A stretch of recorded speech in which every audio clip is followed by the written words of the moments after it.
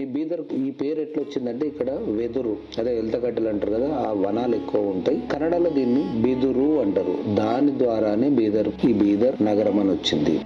దాదాపు 13వ శతాబ్దం వరకు భారతీయ హిందూ రాజులు చక్రవర్తుల ఏలుబడిలో ఈ బీదర్ నగరం విద్య, వ్యాపార, సంస్కృతి మరియు కళారంగాల్లో అద్భుతమైన అభివృద్ధిని సాధించింది. కానీ 14వ శతాబ్దం ఆరంభంలో విదేశీ సుల్తానుల దండయాత్రలో భాగంగా ఈ కోట వీరి వశమై వీరి పాలనలో ఇస్లామిక్ సంస్కృతి సాంప్రదాయాలకు ఇది నిలయంగా మారిందన్నమాట. Hello, hi, welcome back to my channel. నేను శ్రీనివాస్ ఆచారి. ఈ రోజు మనం బీదర్ పోర్ట్ లో ఉన్నాం. బీదర్ పోర్ట్ చూడడానికి వచ్చాము. So historical, cultural, actually architecture దాని గురించి తెలుసుకుందామని వచ్చిన. నేను తెలుసుకోవడంతో పాటు మీకు కూడా చూపిస్తాను. దీనికి చాలా పెద్ద హిస్టరీ ఉంది. మనకు జనరల్ గా 1327, 1330 నుండే మనకు ఇంటర్నెట్ లో దొరుకుతుంది. కానీ దానికన్నా ముందు కూడా ఇక్కడ ఒక పోర్ట్ ఉండే. అంటే బసవ కళ్యాణాన్ని పశ్చిమ చాళుక్యులు రాజధానిగా చేసుకున్నప్పుడు ఇది చాళుక్య రాజ్యంలో ఉండే. దాని తర్వాత కాకతీయులు వాళ్ళు కూడా పరిపాలించారు. అప్పుడు కూడా ఇది బీదర్ వలదానిలో ఉండే చిన్న పోర్ట్ ఉంటుండొచ్చు అప్పుడు. దాంతో పాటు గోండ్వానా, ఏదైతే గోండు రాజులు ఉంటారు చూడు, వాళ్ళకు సంబంధించిన కొన్ని సింబల్స్ కూడా మనకి ఫోర్ట్ లో కనిపిస్తాయి. సో ఇలాగా హిందూ రాజులు పరిపాలించిన ప్రాంతం అన్నమాట ఇది. 1327 ఆ ప్రాంతం నుండి ఇది సుల్తాన్ల పరమైంది అనమాట. సో ఆ విశేషాలు ఏందో, అసలు ఏందో, దాని గురించి రహస్యాలు, వీటన్నిటి గురించి మనం మాట్లాడుకుందాం. సో వీడియోలోకి వెళ్లే ముందు ఒక సబ్స్క్రైబ్ చేయండి, షేర్ చేయండి, లైక్ చేయండి. మీ సపోర్ట్ నాకు చాలా ఇంపార్టెంట్. సో వీడియోలోకి అయితే వెళ్దాం. చలో.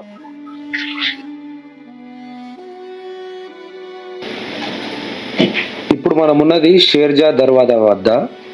ఈ షేర్జా దర్వాజా అనేది వ్యూహాత్మకంగా ఈ పూటకు కీలకమైన దర్వాజా అన్నమాట. దీన్ని చాలా బలంగా 3 ఇంచుల మందం గల కర్రతో తయారు చేసి దానిపైన ఐరన్ ఇనుప రేకునైతే అమర్చిర్రు. సో ఏనుగులు కానీ ఎలాంటి విధ్వంసకర పదార్థాలతో కూడా ఇది పగిలిపోకుండా చాలా గట్టిగా అయితే ఏర్పాటు చేశారు. దీనికి వెనుక నుండి గొలుసులు కూడా అమర్చారు అన్నమాట, తాళాలు వేసుకోవడానికి. ఈ దర్వాజా పెట్టిన గోడ దాదాపు 22 అంగుళాల మందం ఉంటుంది.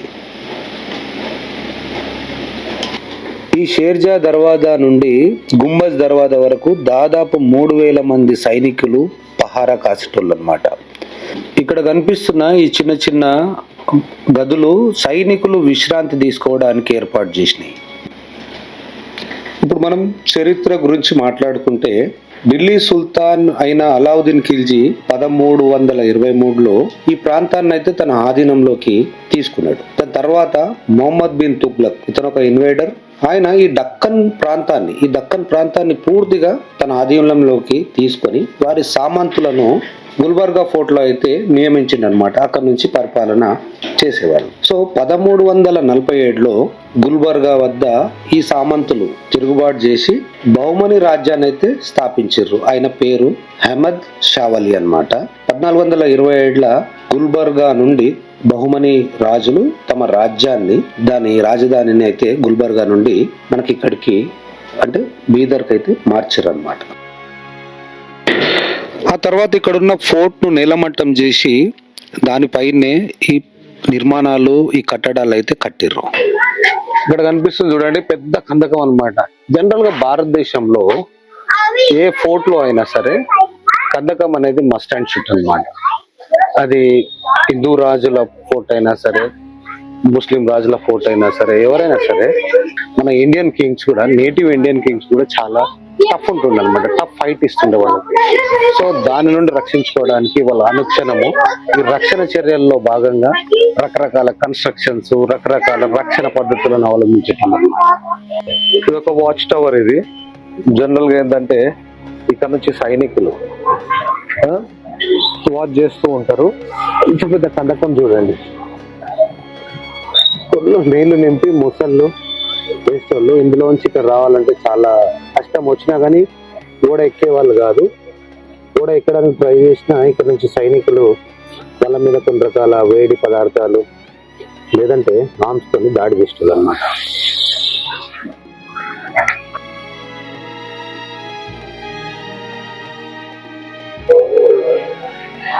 ఇక్కడ కనిపిస్తుంది పోర్ట్ మెయిన్ ద్వారం అన్నమాట.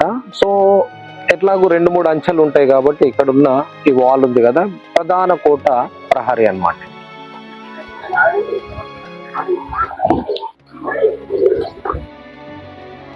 సో చరిత్రలో కనుక మళ్ళీ వస్తే 1466 1481 సంవత్సరంలో ఈ బహుమని రాజ్యంలో ప్రధానమంత్రిగా మహమ్మద్ గవాన్ అనేట ఆయన ఉండేవాడు. ఆయన ఆధ్వర్యంలో ఈ బహుమని రాజ్యం అయితే పతాక స్థాయికి చేరుకుంది, అతి ఉన్నతిని అయితే సాధించింది అనమాట. దాని తర్వాత అంటే 1518 తర్వాత అంత కలహాలు లోపల వార్ అయితే స్టార్ట్ అయింది.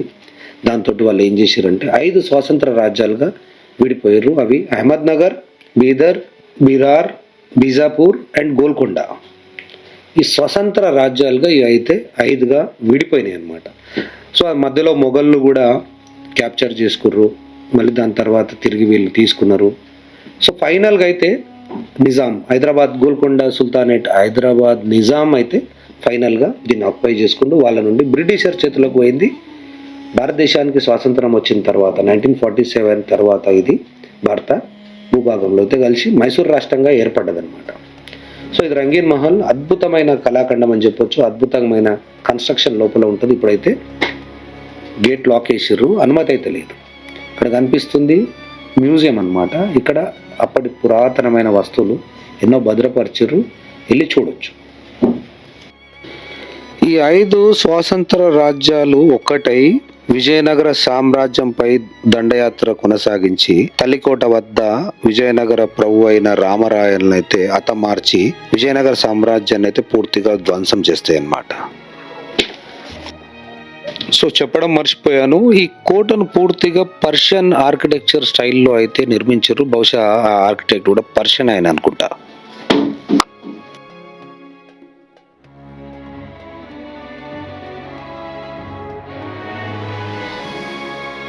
యాక్చువల్గా జైలు చూడండి, ఇది చాలా స్ట్రాంగ్ గా పకడ్బందీగా పెట్టిర్రు.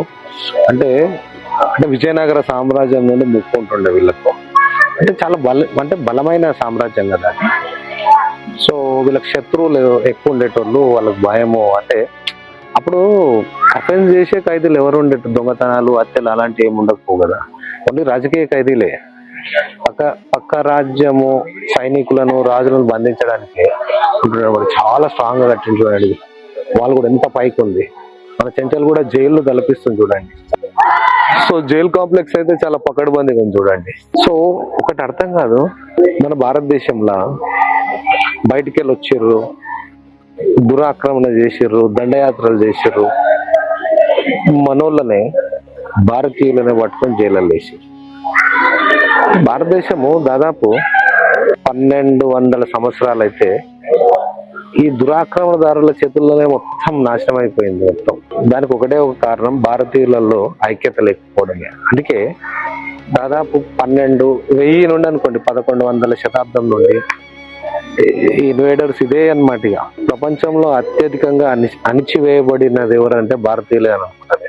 1947 వరకు కూడా. ఇప్పుడు యాక్చువల్ గా స్టోన్ మ్యాసన్రీ అంతా లైమ్ తో కట్టి చూడండి, స్టిల్ ఇంకా నిలబడి చూడు. దాదాపు 1350 అనుకున్నా కానీ 650 సంవత్సరాలు లైమ్ కూడా వాడి, లైమ్ ప్లాస్టర్ చేసారు. అదంతా లాటరైట్ మ్యాసనరీతో అంత లైమ్ ప్లాస్టర్ చేసిండ్రు. ఇది అంటే ఇంజనీర్స్, ఆర్కిటెక్ట్స్, కన్స్ట్రక్షన్ టెక్నిక్స్ కు చాలా ఉపయోగపడుతుంది. Load bearing, no RCC nothing కదా. అయినా ఇంకా స్టిల్ అట్లా నిలబడుతుందంటే వాళ్ళ ఫౌండేషన్ టెక్నిక్స్ కానీ, మ్యాసనరీ టెక్నిక్స్ కానీ చాలా బాగుంటాయి అన్నమాట. మనం ఎంత టెక్నాలజీ పెరిగినా కానీ ఇంకా మన 10 ఫీట్ల గోడలు 10 క్రాక్స్ వస్తుంటాయి. ఇంజనీరింగ్ స్టూడెంట్కి ఒక గొప్ప అవకాశం అనమాట. కాలేజీలలో నేర్చుకోవడం కాదు, ఇలాంటి మాన్యుమెంట్స్ నేర్చినప్పుడు కూడా నిశ్చితంగా పరిశీలించి వాళ్ళ టెక్నిక్స్ ఏంది, ఆ ఫౌండేషన్స్ ఏంటి, ఆ వాల్ టెక్నిక్స్ ఏంటి, ఇంకా క్రాక్స్ వస్తలేదు, ఆ లోడ్ డిస్ట్రిబ్యూషన్ ఏంటి, అలాంటి చాలా నేర్చుకోవచ్చు. ప్రతి ఇంజనీర్, ప్రతి ఆర్కిటెక్ట్ ఖచ్చితంగా చూడొచ్చు అనమాట. సో మనం కొంచెం డైవర్ట్ అవుతున్నాము, మళ్ళీ టాపిక్ లకే వద్దాం. చలో, మెయిన్ గేట్ కదా, అక్కడంతా సైన్యం ఆధీనంలో ఉంటుంది అనమాట, సెక్యూరిటీ జోన్. ఇక్కడ వచ్చినాక ఇదంతా ప్రిజన్ ఏరియా సపరేట్ చేసిరు. నెక్స్ట్ ఉంటుంది చూడండి రాజప్రసాదాలు అవి ఇవన్నీ. ఇక్కడ ఉంది కదండి గేటు, దీని వెనకాతల అన్నమాట. అట్లా జోన్ వైజ్ గా డివైడ్ చేసి కన్స్ట్రక్షన్ చేసారు. బహుశా 6 years అయితే ఈ కన్స్ట్రక్షన్ చేసిరు అనుకుంటా ఆదిల్ షా. ఇక్కడ చూడండి ఈ అదే అదే అదే. సో ఇక్కడ చూడండి పిల్లర్స్, ఈ కాకతీయ చాళుక్య స్టైల్ ఉన్నాయి చూడండి పిల్లర్స్.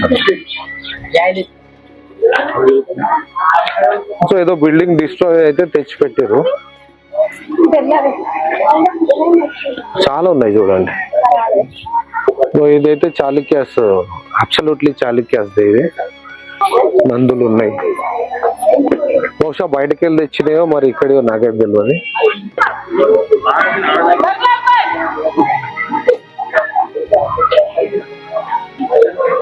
సో జనరల్ గా వీళ్ళు ఇస్లాం కింగ్స్ కాబట్టి ప్రేయర్ చేయడానికి ఎక్కడో దూరం పెట్టుకొని పోవడము ఇబ్బంది అవుతుందని చెప్పి బహుశా రాజప్రసాదం పక్కనే మసీద్ పెట్టారు. ఇది చాలా ఫేమస్ మసీద్ అన్నమాట. ఇక్కడ కనిపిస్తుంది టర్కష్ మహల్. టర్కష్ మహల్ ఏంటంటే, సో బహమనీ సుల్తాన్ యొక్క భార్య టర్కీ సుల్తాన్ డాటర్ అయితే వివాహం చేసుకున్నాడు. సో ఆమె కోసము ఇక్కడ నిర్మించిందే టర్కష్ మహల్ అన్నమాట. సో ఇది ఒక ఆర్కిటెక్చర్ వండర్. లోపల పెర్షియన్ ఆర్కిటెక్చర్ లో చాలా అందంగా నిర్మించారంట ఆమె కోసం. సో దాని పక్కనే మసీద్ ఉన్నది. సో లెఫ్ట్ ఈవెన్ స్పెషల్ కాబట్టి ఈమె కోసం చాలా స్పెషల్ గా అయితే నిర్మించారంట. చలో మనం ఇప్పుడు మసీద్కి వెళ్దాం. చాలా పెద్ద మసీదు బీదర్ లోనే. సో సోల్హా కమ్ మసీద్ అంటే 16 స్తంభాలతోటి నిర్మించిన మసీద్ అన్నమాట. అందుకే సోలా కమ్ అనే పేరు వచ్చింది. సో ఇందులో 16 స్తంభాలు ఉంటాయి.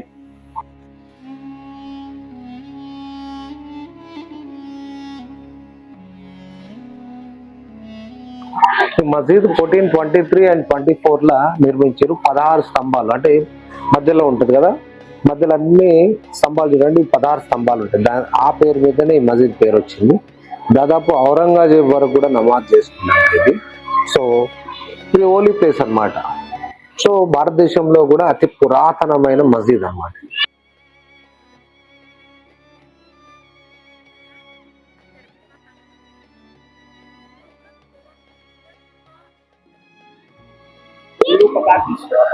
చాలా మట్టుకు డిస్ట్రాయ్ అయింది. సో మిగిలింది ప్రిజర్వ్ చేస్తారు ఆర్కియాలజీ సర్వే ఆఫ్ ఇండియా వాళ్ళు.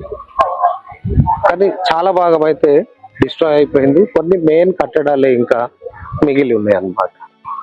అంటే చరిత్ర తెలుసుకునేటోళ్ళకు ఒక అద్భుతమైన నిదర్శనం అన్నమాట హిస్టరీ ఏందనేది. సో వీళ్ళ హిస్టరీ తెలుసుకుంటే దాని ముందు మన హిస్టరీ కూడా తెలుస్తుంది. చరిత్ర ఎప్పుడు కాలేజీలలో, పుస్తకాలలో, ట్యాబ్లలోనో, మొబైల్ చదువుకుంటే రాదు. ఇలాంటి ప్రదేశాలు, మాన్యుమెంట్స్ ఎప్పుడైతే తిరుగుతామో, దాని కళ్ళారా చూస్తామో, అర్థం చేసుకుంటామో, అప్పుడే చరిత్ర యొక్క తత్వం బోధపడుతుంది అనమాట. దాని డెప్త్ అనేది తెలుస్తుంది అనమాట. 14th సెంచరీ నుండి యాక్చువల్ గా గన్ పౌడర్ వాడడం అంటే ఉంటాయి కదా పిరంగులు, సోప్లు వాడడం అయితే మొదలు పెట్టారు. ఎప్పుడైతే ఈ ఇస్లామిక్ ఇన్వైడర్స్ వచ్చిన తర్వాతనే మనకు స్టార్ట్ అయింది అనమాట ఈ పిరంగు, మందుగుండు అనేది. సో మనకు అక్కడ కనిపిస్తుంది చూడండి. సో నేను జూమ్ చేసి చూపిస్తా. ఇక్కడ కనిపించే ఈ ఎంటైర్ కాంప్లెక్స్ ఉంది కదండి, మొత్తం ఇది గన్ పౌడర్, తోపులు తయారు చేయడానికి వాడేదంట. సో ఇక్కడ సైడు బొమ్మగొండేశ్వర్ లేక్ అన్నమాట. యాక్చువల్లీ బొమ్మగొండేశ్వర్ అంటే ఒక పేరు అనమాట. ఆయన ఆధీనంలోనే ఉండినట్ట. ఓల్డ్ ఫోటో మాక్సిమం డిస్ట్రాయ్ అయిపోయింది అక్కడ. So next Gagan Mahal. So ఇక్కడ కనిపించేదంతా గగన్ మహల్, దివానే కాస్ అంటే ప్రజలతో మాట్లాడేది, రాజు నివాసం ఉండేది, ప్రజలతో మాట్లాడేది, సమావేశాలు ఉండేది అనమాట. ఇక్కడ ఫోటో ఇక్కడ కనిపిస్తున్న అతి ఎత్తైన కట్టడం వచ్చేసి దివానే హామ్ పక్కనున్న పోర్టికో లాంటిది అనమాట. దీని గోడలు చాలా బలీయమైనది. దాని పైన కూడా పైకప్పు ఉండేది, కాలక్రమేణా కూలిపోయింది అనమాట. So right side Takht Mahal ఉంది.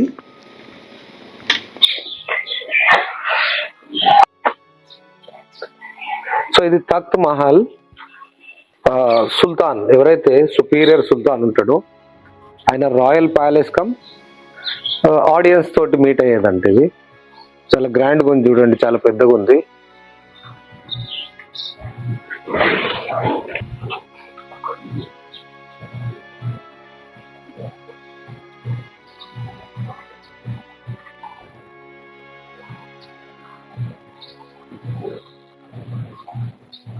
సో ఇదంతా నౌబత్ ఖానా అంటారు ఇది. సో ఇదంతా నౌబత్ ఖానా. సో మనకి ఇక్కడ చూస్తున్న ఈ పెద్ద కాంప్లెక్స్ ఉంది కదండి, ఇది నౌబత్ ఖానా. జనరల్ గా నౌబత్ ఖానా అంటే మ్యూజిక్ గ్యాలరీ అన్నమాట, అంటే సంగీత కచేరీలు చేసేది. కొన్ని రోజులు చేసిన తర్వాత సుల్తాన్ కమాండర్ ఏం చేసిండంటే ఆయన అవసరాల కోసం దీన్ని వాడుకుందంట. చాలా పెద్దది ఉంది. గేట్ అయితే లాక్ చేసారు పూర్తిగా, అన్ని సైడ్ల గేట్లు పెట్టేసేసి లోపలికి పోకుండా.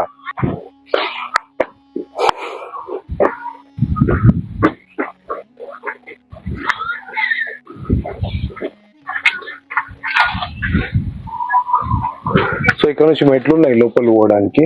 బహుశా లోపల ఒక టెంపుల్ స్ట్రక్చర్ పిల్లర్స్ అయితే కనిపిస్తున్నాయి, బ్లాక్ బసాల్ట్ స్టోన్ లో చేసినాయి.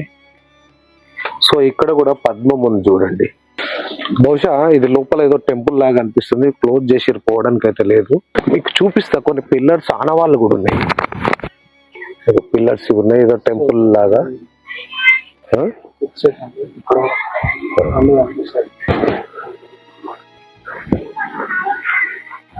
సో మీకు అనిపిస్తుంది కదా ఇక్కడ పద్మం చూడండి. హిందూ దేవాలయాల్లో కడప పైన లేదంటే ఉత్తరాశి పైన ఉండే సింబల్ అది.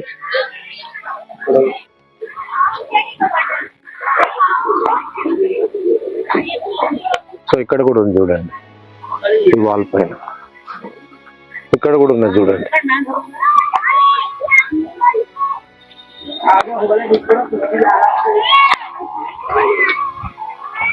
ఇక్కడ కూడా ఉంది చూడండి.